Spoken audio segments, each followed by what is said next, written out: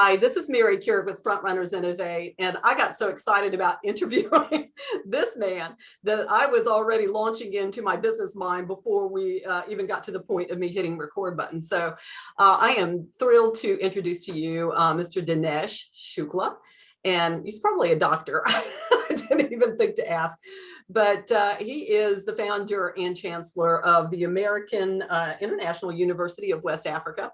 And it is healthcare education that we're focused on all throughout Africa. This is the first one that's already established, we know. And what a model you have, and what a fabulous personal backstory I recall from our first conversation.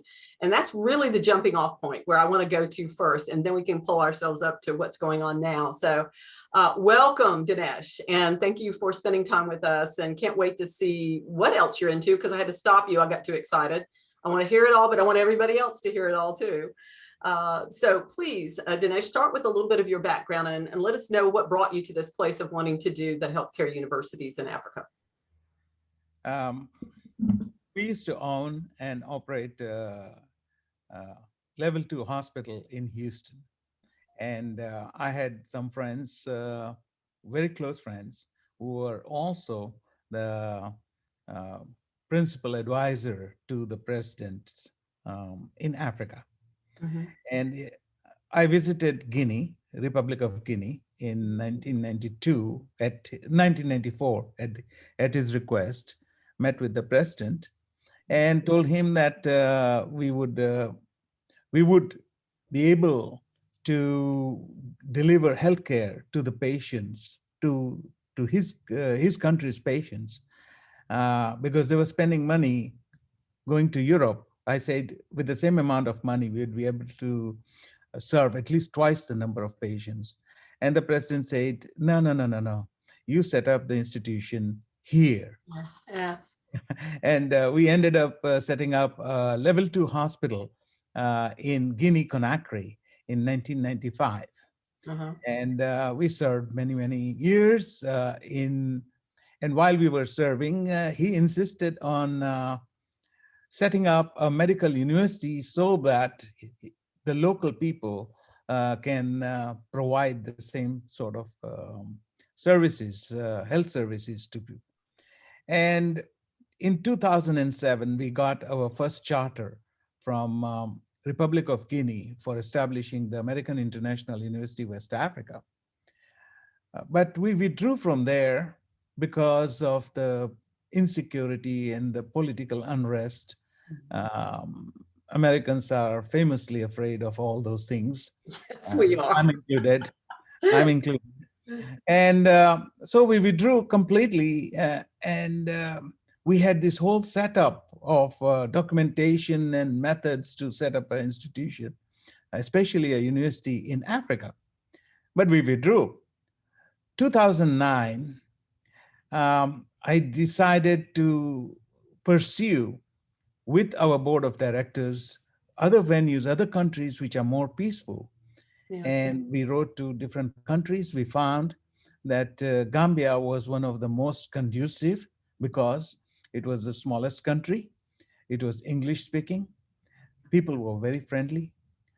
The safety and the security was of paramount importance. And they were ready to give us whatever we wanted, which is our right to educate students from all over Africa, and incentives which will help enable the institution to be sustained. Mm-hmm. And so we ended up about 11 years back in Gambia. Mm-hmm. We started with 6 students. Mm-hmm. And as of today, we have more than 1,400. They're all over, from all over Africa, or just from Gambia? No. We have students from about 18 countries in Africa. Till now, we have graduated 750 or 760 students, all of them working. That's the best part.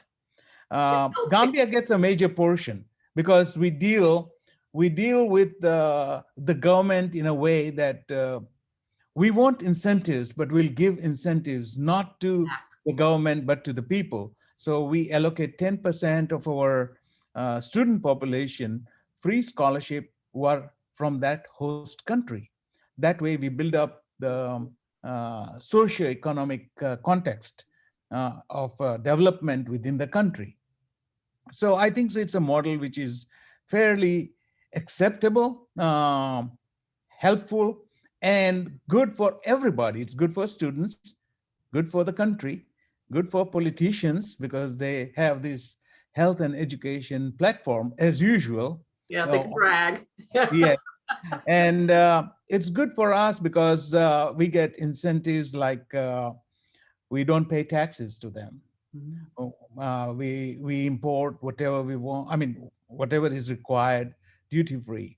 Our status in the country is maintained at a certain level, so we get privileges more than the NGOs or non-government organizations and the NPOs. So, and we contribute very well. To tell you that out of 750 students, we graduated more than 500 Gambian students locally, serving everywhere in Gambia. You go to any hospital, you will find our students there. So that is what the other countries are looking for. And the next country in line is Sierra Leone. The third country in line is Cameroon. We have number 4, 5, 6. We are still working on it. So in next 10 years, I wouldn't be surprised if we have 6 universities totally in Africa with a student population of more than 50,000. Wow, that's fantastic. And just out of one country and then yet still servicing other countries. Now, is it a combination of virtual and in person? Of course, right now with the pandemic, it's probably mostly virtual, right? No. No? Okay. It's face to face. Medical training can, to a certain extent, we can do the virtual training through the augmented reality and virtual reality programs. But there's nothing like real time. And all our students have to go through that. Without that, we cannot train. And so while we did conduct classes online, but the clinicals have got to be done at the teaching hospitals. Of course they do. Yeah. So, and you told me before, this is education that you would get here in the United States that so it's really the highest level or highest quality education. I think that you said to me that from the healthcare standpoint, there's no shortcuts. It's they could literally go from there to here and get a job in the United States based on the education they get there. And so we hope that, we know that one of the reasons why the governments want you there is so that they can keep the people, the locals there in the healthcare system, especially now. I was just reading this morning that there's so few healthcare providers and service in Africa that they're going to have a harder time if they meet what India is meeting now with COVID, with the variants. They're going to have a harder time with it because they don't have enough healthcare professionals to help with vaccination or to help with any kind of a treatment. So what you're doing is rapid. we need to get it going rapidly, right? We need to, because honestly, they're looking at variants of this thing in Africa. I was reading this morning that are unlike any of the variants that are already out there. It's so very true. Yeah, and so that's kind of scary stuff. Talking to my business partner in Nigeria, I think it was yesterday, who was saying that people are walking around like it's not existing anymore. They're like they're back to normal now, and they're not back to normal yet. The numbers are still skyrocketing there. So healthcare is just a huge concern there. So tell us about the model that you have for doing this. It is a university. It's people normally would pay a fee to be a part of the university curriculum. How does that all work? Okay, I'll begin with the first part. We follow the American curriculum, medical curriculum. And they have to give the American medical board exams. It's like you go to any university in the United States, you still have to go through the NBME, National Board of Medical Examiners in Philadelphia. Our students do the same. They are graded the same. And A lot of them end up doing residencies in United States. It's the greener pasture. You can't hold people, but not all of them will come to US. Some will go to Australia, and some will stay. But that's life. Mhm. It's the quantity which matters and the quality which matters. And we follow the American system because it's the gold standard in the world. Mhm. Nobody can dispute that. And that is why we follow the American system, not particularly because of the name American. It's not sponsored by uh, um, American politics or American fund pay, what we call taxpayers. Yeah. Um, so we use the American just because it denotes the type of education which we give. And it's a tough road. It's a Mhm. tough road. You asked me one thing about how can a private institution manage fees? Uh-huh. Yes, we do collect fees. 10% of our population is totally free for the local people. We have the balance of 90%. And we charge them, right now, we charge them about $9,000 Mhm. US dollars per year, which includes the tuition fee, accommodation, food, Mm. transportation, and everything. Wow. Now, compared compared to the Amazing rest of the financial world, education. yes, no, compared to US, it's maybe 10% of what you spend over here. Because Maybe. my kids went to medical school here, and I know how expensive it is. Yeah, you're not going to get away with $9,000. No. 9,000 won't even Not even your a whole year, I don't think. yes, not just maintaining yourself because you end up paying for the rent and all that. Yeah. But you know, uh, the focus is to have a balance, and $9,000 in US might not mean a lot of money. It is a lot of money in Oh, it Africa. is. It is. Yes. So do And the students have to make application? They have to have a certain grade point or anything to get in? And I'm also curious about any kind of dropout rates and whatnot that you might have. uh, okay.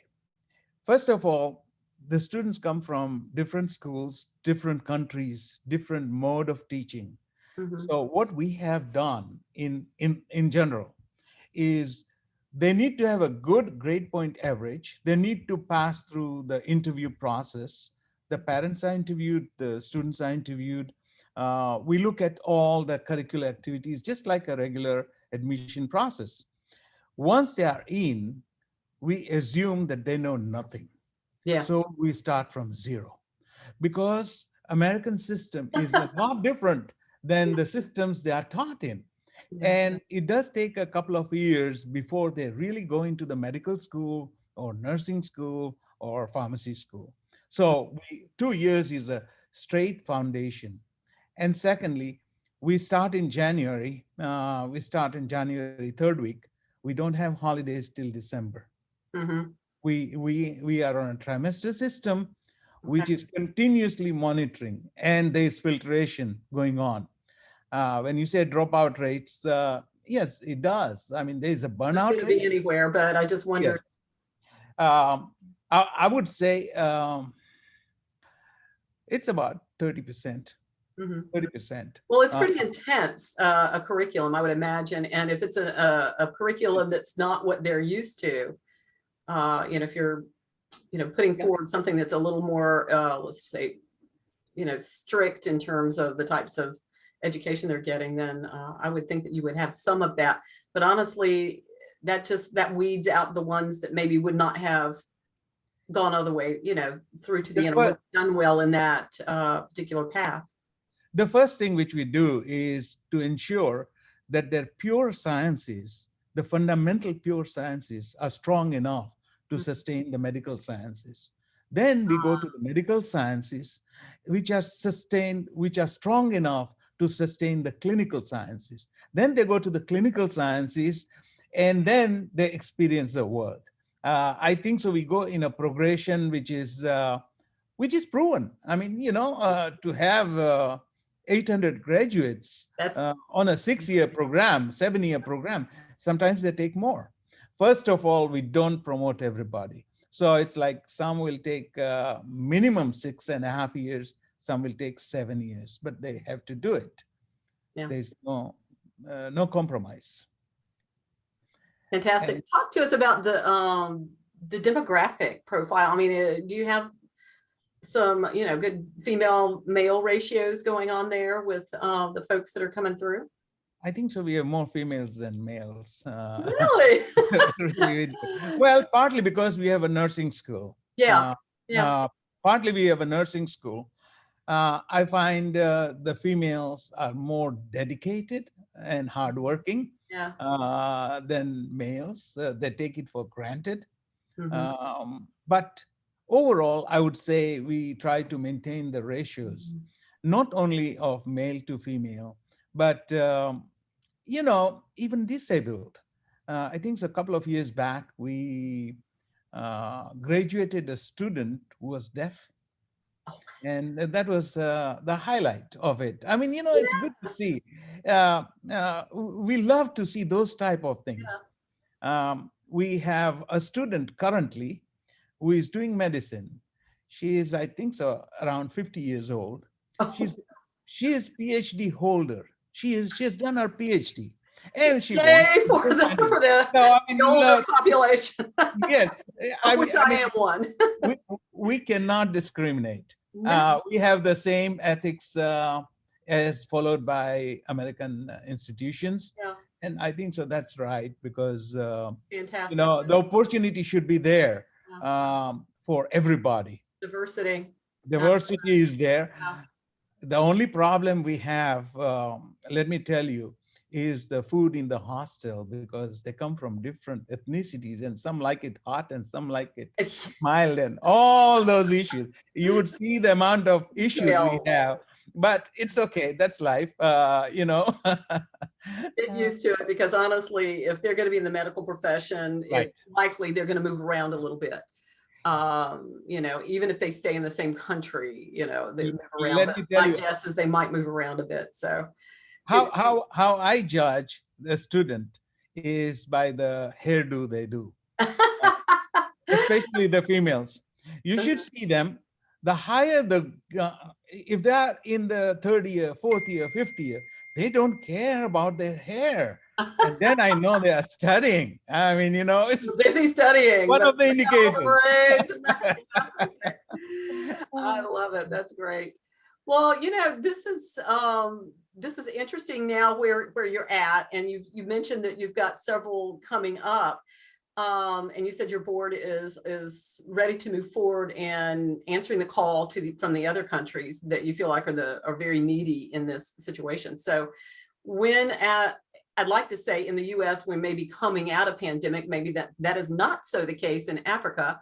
So how do you start forward? I think you said Sierra Leone was up next that you're looking to do. So let's say you got the call tomorrow and Sierra Leone says, the government says, yeah, we're happy with this. We'll give you a little plot of land. And where do you go with that piece of information once you get it? Okay. I had the World Bank visit me about 3 or 4 times, and they are ready to finance the project. The issue is we don't want to take that finance unless we have a fixed project. Yeah. Otherwise, the money in Africa disappears very, very fast. Oh, I would imagine. Like anywhere, it would disappear. Got to be careful. Yeah. We got to be careful. Yeah. So that is one thing. Now, their condition is that it has got to be secured by the signature of the country as well. They want to make sure that, and our pitch to the government is whatever building which we do, which is always going to be world class, is a building for the country. We can't take it away. So they have to co-sign on the World Bank loan. And all of them agree, all of them. There is no question about it because they know that the building cannot be taken over by anybody. Building stays in the country. So that way we can do that.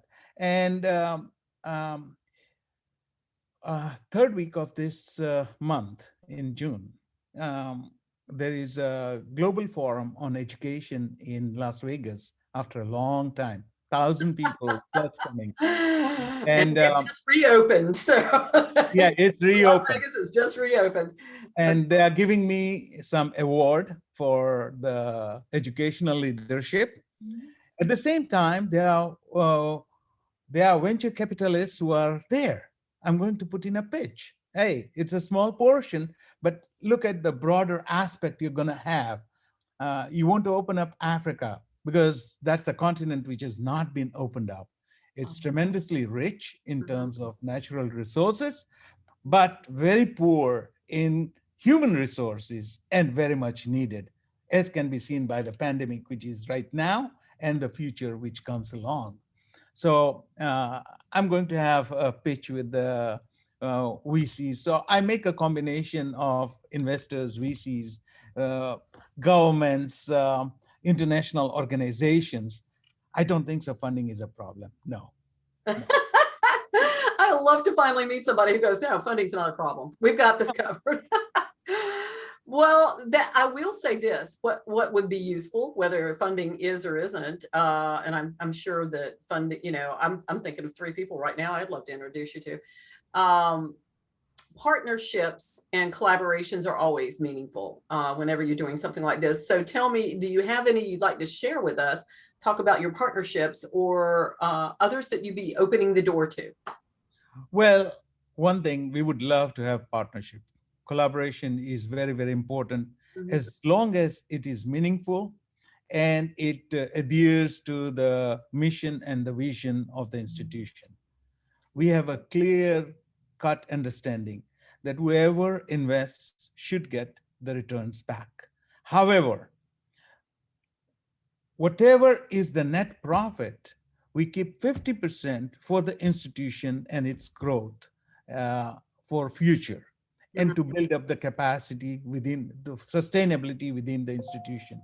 And the 50% is then later on decided by the board to be distributed or to be reinvested into the same project to the point. Case in point, when we started the Gambia project, we had the seed money put in. And then we kept on reinvesting the profits Yes. into the institution, grew up at least about 20 times in terms of equity, and maybe 100 times in terms of our credibility. Um, we are doing good. We are doing good. What One of the things, collaboration with other institutions is very, very important. We collaborate with other universities as well. And you'd be surprised to hear that Columbia University sends their students for some training at our institution. And that is a feather in our cap. I mean, Columbia University is one of the good universities, and they realize the type of education which we give, and they want to give diversity of education to their students, and they send them over there. Last year they didn't because of COVID. This year they didn't, but they have online classes. Now we had to adapt over there, but we still have Columbia students. Um, Previously, the students, they just sent 4 students, and then the request came for about 60 students, and we said we can't really accommodate that. So we keep on doing. We collaborate with the University of Utah. I mean, there are a lot of universities we collaborate. Yeah. So you just brought up, and that was just what I was going to ask about your capacity, and you just said something about not being able to handle 60. What is your capacity of the one in Gambia right now, and what would be your capacity moving forward with some of the others? Now all the universities have everything online. Yeah. If I show you online, I have 12,000 applications for 100 seats. Wow. What do you do? Yeah. What do you do? And then the issues, that's why we were very, very focused. First of all, let me tell you, the university university is the students, faculty, and the administration make up the university. Mhm, Administration wise, we don't have any issues. mhm. Student wise, we don't have issues. The issues which we have are professionals, um, qualified faculty. Teachers. Qualified faculty is an issue which we try to manage.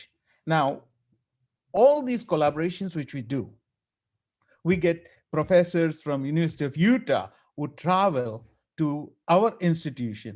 We give them maybe accommodation free. We give them food, transportation free. Mhm, They have to teach for 4 weeks, and maybe 2 weeks we give them holidays, paid holidays. We don't pay them anything, but we get professional people to mhm. teach our students, and that is a big asset. Now, we were thinking, yeah, you heard about Doctors Without Yeah, Border. orders. Mhm. I'm thinking of starting a project called Professors Without Borders. And I'm, I mean, I love that. I like and, that. and try to bring in, we have, you know, first of all, located in Africa, we have good connections with the US because I'm a US citizen and I've been here for 40 years. But Africa has also very good connections with Europe and the European. Mhm, So Europe helps, Africa, America helps, mhm. Southeast Asia. We have a lot of collaboration there as well. They help. So I think so we can collaborate all the people together, and it's challenging to say the least. I Uh, think you're in growth mode right now, so it's going to be challenging for a little while. But the fact that didn't you say it was 11 years since you started the project in Gambia? right. And so you are at the place now where your graduates are making a difference. Oh, And so, the impact is rolling and trickling upward as we speak. And during a time when it couldn't have been more necessary. I mean, I feel like from the standpoint of faith, you guys stepped in before the pandemic, got situated, graduated some just in time to try to help deal with the pandemic. And there's other healthcare concerns, of course, all throughout Africa that will be impacted by the good work that you're doing now. I just think that all we need to do is just embrace you, pray for you, and know well, that you're doing some great work, and see how we might be able to connect you forward. And parting words, anything you'd like to share more about the project? well, we are inclusive of everybody, and everybody who can bring meaningful help with a focus to educate and to build capacity in Africa, not only in healthcare field, but it's also associated with information technology, because healthcare cannot exist without information technology, a lot of other issues. We would like to be inclusive of all people who can make a meaningful difference, whose focus is not just money, because I don't believe in that. Money will follow automatically. We understand money is important, but there are some things which are even more important than money. And that's why we would invite everybody, we would scrutinize them, we would involve them, and I'm sure there are many, many millions of people who have really good ideas. And if we can join together and make a difference in this world, it is going to make a difference everywhere. Because as you see in this pandemic, it is not located in one country, it's located worldwide. If Mhm. you see in 2014, when the Ebola crisis was there in Africa, it affected rest of the world as well. If you see SARS, if you see any of the healthcare diseases, this world is an interconnected place. And Mhm. so it doesn't matter where you set up. If you set up in the right places where it is required, where we can help, all of you are welcome. Fantastic. Well, great. I can't wait to hop off and talk to you about the people I want to send your way. So we're going to call this one done, but we're going All right. to keep up with you and follow Okay. your progress and be able to share that forward as you move forward. So thank you so much. I Thank appreciate you, that. Mary. And Thank we'll you. share, your LinkedIn profile, website, any Sure. kind of social links. If you're seeing this on YouTube, you're going to get one probably link there. But if you're seeing this on frontrunnersinnovate.com, which is where you should be seeing it, then we'll have more information, maybe a bio and some more information about how to connect with Dinesh. Thank you, Mary. You're doing Thank a you wonderful so much. job. I appreciate it. All Right. Bye-bye. right.